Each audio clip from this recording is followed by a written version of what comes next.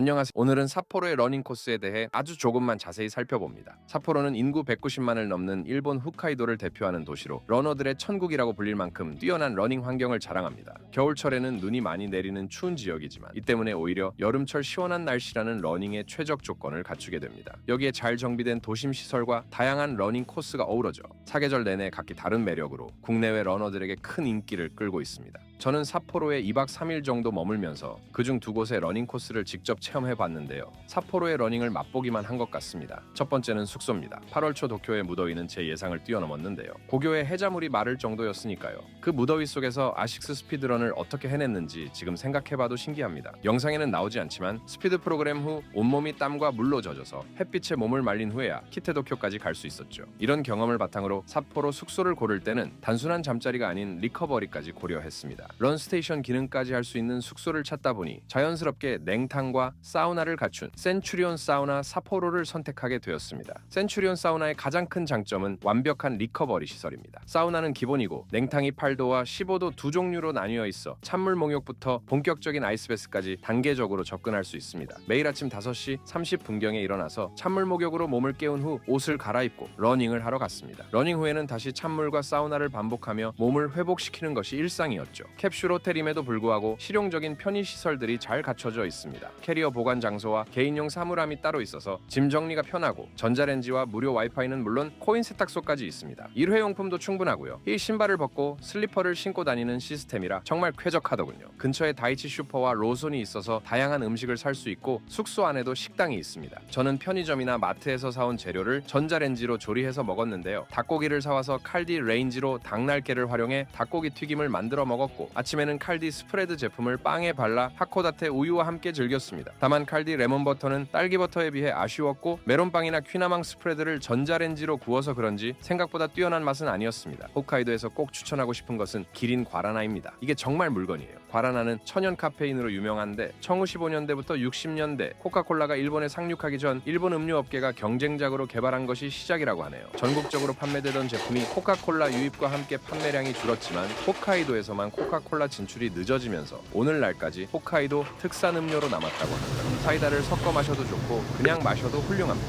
릴렉스 존에는 리클라이너가 가득해서 만화를 보면서 편안하게 쉴 수 있습니다. 최근에는 숙소 안에 작은 체육관도 생겼는데 헥스바까지 놓을 정도로 디테일에 신경 쓴 모습이 인상적이었습니다. 가성비 측면에서 센츄리온 사우나는 정말 훌륭합니다. 캡슐 호텔 수준의 가격으로 이 정도 시설과 서비스를 이용할 수 있다는 것이 놀라웠죠. 아쉽게도 남성 전용이라는 점이 유일한 한계입니다만 러닝을 생각한다면 더할 나위 없는 리커버리 베이스 캠프였습니다. 두 번째는 오도리 공원입니다. 오도리 공원은 삿포로 도심을 동서로 가로지르는 1.5km의 일직선 공원입니다. 왕복하면 약 3km로 1871년 화재를 막기 위한 방화선으로 시작해서 현재는 12개 구역으로 나뉜 도심 속 녹색띠 역할을 하고 있습니다. 이런 독특한 일직선 구조와 구역별 분할은 다양한 행사를 동시에 개최할 수 있는 장점을 만들어내며 사람들이 공원에서 어떤 경험을 할 수 있을까라는 고민이 많이 반영된 공간임을 느낄 수 있습니다. 러닝 코스로서 이 공원이 가진 가장 큰 매력은 삿포로의 명소들을 지나면서 달릴 수 있다는 점입니다. 동쪽 끝에 위치한 삿포로 TV타워는 삿포로의 상징적인 배경이 되어 몰입감 있는 러닝을 가능하게 합니다. TV타워 주변의 풍성한 나무들은 시원한 그늘을 제공하고 각 구역마다 배치된 다양한 조각품과 분수, 꽃밭들이 보는 재미를 더합니다. 공원 곳곳에 급수대가 충분히 설치되어 있어 수분 보충도 편리하죠.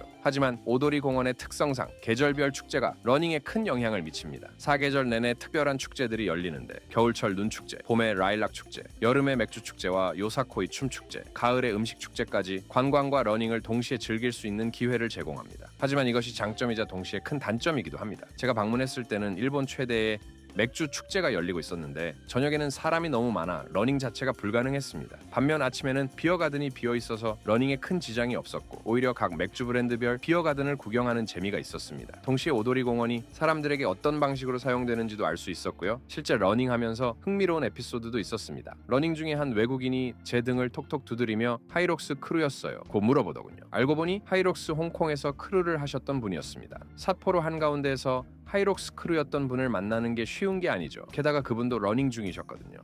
그 러닝할 때 하이록스 2인원 쇼츠를 입거든요. 근데 여기 이게 써 있어요. 월드 피트니스 레이스라 그래가지고 하이록스 이렇게 써 있거든요. 본인도 이걸 보여주면서 하이록스라고 얘기하더라고요. 다만 이 코스는 10개의 횡단보도를 지나야 해서 달리기 흐름이 자주 끊어지는 단점이 있습니다. 그래서 계속 달리기보다는 가벼운 조깅이나 관광 러닝에 더 적합합니다. 추천하는 러닝 방식은 각 공원 구역을 두해서 3바퀴 뛰고 다른 구역으로 넘어가는 것입니다. 인터벌 훈련하기에도 나름 괜찮고 각 구역마다 도보 설계가 조금씩 달라서 러닝 템포를 조절하는 재미도 있습니다. 오도리 공원은 단순한 거리 훈련보다는 삿포로의 도심 문화를 체험하면서 즐기는 러닝에 최적화된 코스라고 할 수 있습니다. 두 번째는 나카지마 공원입니다. 나카지마 공원은 러닝 훈련에 최적화된 1km 둥근 코스로 신호등이 전혀 없어서 멈추지 않고 계속 달릴 수 있습니다. 물론 250m마다 설치된 거리 표시판으로 속도 조절과 목표 설정이 쉽고 일부 구간에는 관절에 좋은 우레탄 재질 트랙도 있어 기본적인 러닝 인프라가 좋습니다. 공원에 들어서는 순간 바로 뛰고 싶어지죠. 나카지마 공원을 특별하게 만드는 건 바로 자연 환경입니다. 공원 중앙에 호수가 있어서 물소리가 계속 귀에 들리는데 이 소리가 러닝 템포를 만드는 데 도움이 되고 전체적인 몰입도를 크게 높여줍니다. 도쿄의 대표적인 러닝 스팟인 요요기 공원과 비교해보면 요요기 공원에는 이런 호수가 없죠. 개인적으로는 나카지마 공원을 요요기 공원의 상위 버전이라고 생각합니다. 코스의 다양성도 매력적입니다. 평탄한 둥근 코스 외에도 울퉁불퉁한 숲길이 있어서 트레일 러닝도 가능하고 울창한 숲과 깔끔한 보도블록이 어우러져 자연스럽게 뛰고 싶은 마음이 들게 합니다. 특히 아침 일찍 가면 더욱 좋은데 일본이 한국보다 해가 일찍 떠서 이른 시간 러닝을 해도 아침 6시에 나와도 아주 밝죠. 접근성 면에서도 뛰어납니다. 나카지마 공원역 3번 출구가 바로 공원과 연결되어 있어서 대중교통을 이용한 접근이 매우 편리합니다. 오도리 공원과 나카지마 공원을 연결하면 LSD 낀 거리를 낮은 강도로 천천히 뛰는 코스 구성에도 좋겠더라고요. 스스키노역에서 오도리 공원까지 가는 거리와 스스키노역에서 나카지마역까지 거리가 얼추 비슷하거든요. 구글 맵스로는 거리가 있어 보이지만 실제로 가보면 생각보다 멀지 않습니다. 마지막으로 러닝 시설도 좋습니다. 공원 안에는 마치런 나카지마 공원 서비스가 있어서 500엔으로 전용 사물함, 타르실, 샤워시설, 세면용품, 수건은 물론 러닝화와 러닝복까지 빌려줍니다. 자주 이용하는 분들을 위한 6회 이용권도 있다고 하네요.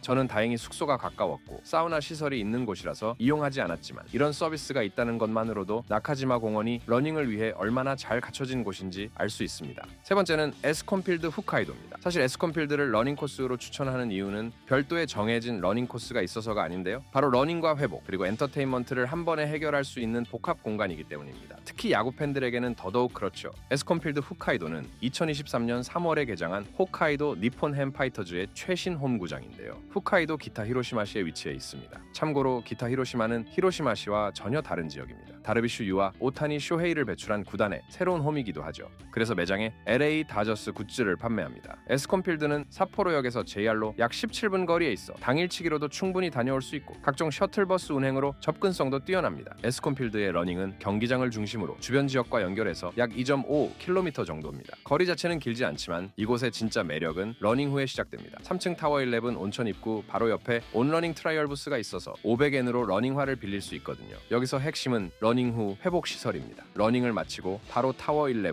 온천에서 몸을 풀면서 야구 경기까지 관람할 수 있다니 이보다 완벽한 조합이 있을까요? 물론 온천 내 공용 공간에서는 수영복을 착용해야 하는데 수영복 렌탈도 가능하고요. 저 같은 경우 평소 러닝할 때 푸마의 하이록스 트윈원 쇼츠를 입는데 검은색이라서 직원분이 그냥 입어도 괜찮다고 하더라고요. 일본의 런스테이션은 온천, 목욕탕 등과 연결된 부분이 많습니다. 아무래도 씻는 것 때문이겠죠. 생각해보면 에스콘필드는 단순한 러닝 코스가 아니라 러닝 회복 엔터테인먼트가 하나로 연결된 독특한 경험을 제공하는 곳이라고 할 수 있는데요. 홋카이도볼 파크 F빌리지 전체가 복합 문화 관광 명소로 개발되어 있어서 레스토랑, 카페, 쇼핑몰까지 함께 즐길 수 있고 오타니 쇼헤이와 다르비슈 유 관련 전시물도 볼 수 있습니다. 러닝만으로는 아쉽다면 이런 종합적인 경험을 원하는 분들에게 강력 추천하는 곳입니다. 삿포로 러닝 환경의 가장 큰 장점은 여름철 날씨라고 할 수 있는데요. 7, 8월 평균 기온이 20도를 넘지 않으면서 습도가 낮아서 긴 거리를 달리기에 매우 좋은 조건을 갖추고 있죠. 이런 좋은 날씨 덕분에 일본에서 유일하게 여름에 홋카이도 마라톤이 열리기도 합니다. 저는 이번에 ANA 스탑오버를 활용해서 삿포로에서 서울로 왔는데요. 도중에 도쿄에 잠시 환승했는데 다시 사우나를 하러 가는 기분이더군요. 그만큼 여름철 삿포로는 날씨가 좋더군요. 접근성도 뛰어납니다. 제가 뛰어본 러닝 코스들은 모두 지하철역과 직결되거나 도보 5분 내에 있어서 찾아가기가 매우 쉽습니다. 쉽습니다. 특히 지하로 연결된 통로가 있어서 날씨가 나빠도 안전하게 코스에 도착할 수 있죠. 오도리 공원은 오도리역, 나카지마 공원은 나카지마 코엔역에서 내리면 되니까요. 저는 숙소가 오도리 공원과 나카지마 공원의 중간이라고 할 수 있는 스스키노에 있다 보니 지하철보다는 워밍업을 하면서 공원으로 갔습니다. 삿포로는 좋은 기후, 완벽한 시설, 안전성, 접근성, 풍부한 문화를 모두 갖춘 러닝 도시라고 할 수 있는데요. 비록 2일이라는 짧은 기간이었지만 각각 완전히 다른 성격을 가진 두 개의 훌륭한 러닝 코스를 경험할 수 있었습니다. 도쿄와는 또 다르게 포근한 러닝 분위기를 만들어주더군요.